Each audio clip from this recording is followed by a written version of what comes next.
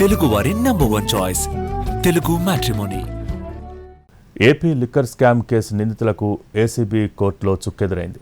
నిందితుల బెయిల్ పిటిషన్స్ను న్యాయస్థానం డిస్మిస్ చేసింది. ఒకేసారి 6 నిందితుల బెయిల్ పిటిషన్లను డిస్మిస్ చేస్తూ న్యాయస్థానం తీర్పు ఇవ్వటం నిందితులకు షాక్ ఇచ్చినట్టయింది. ఏపీ లిక్కర్ స్కామ్ కేసులో నిందితుల బెయిల్ పిటిషన్లు డిస్మిస్ చేస్తూ ఆదేశాలు జారీ చేసింది ఏసీబీ కోర్టు. కేసులో A4గా ఉన్న YCP MP Mithun Reddy, A31 retired IAS అధికారి ధనుంజయ రెడ్డి, జగన్ మాజీ OSD Krishnamohan Reddy, auditor Balaji Govindappa bail పిటిషన్లు డిస్మిస్ అయ్యాయి. ఈ 4 నిందితులు ప్రస్తుతం జైల్లో రిమాండ్ ఖైదీలుగా ఉన్నారు.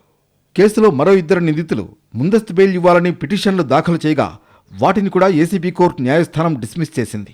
గత ప్రభుత్వ హయాంలో ఏపీ బేవరేజెస్ కార్పొరేషన్ ఎండీగా వాసుదేవరెడ్డి, ఎక్సైజ్ ప్రత్యేక అధికారిగా సత్యప్రసాద్ పనిచేశారు. ఈ కేసులో A2, A3గా ఉన్న 2 నిందితుల పాత్ర ఉందని సిట్ చెబుతోంది.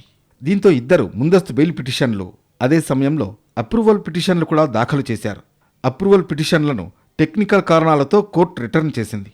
ముందస్తు బెయిల్ పిటిషన్లు మాత్రమే దాఖలవడంతో కోర్టు విచారణ జరిపింది. 2 పిటిషన్లు డిస్మిస్ చేసింది.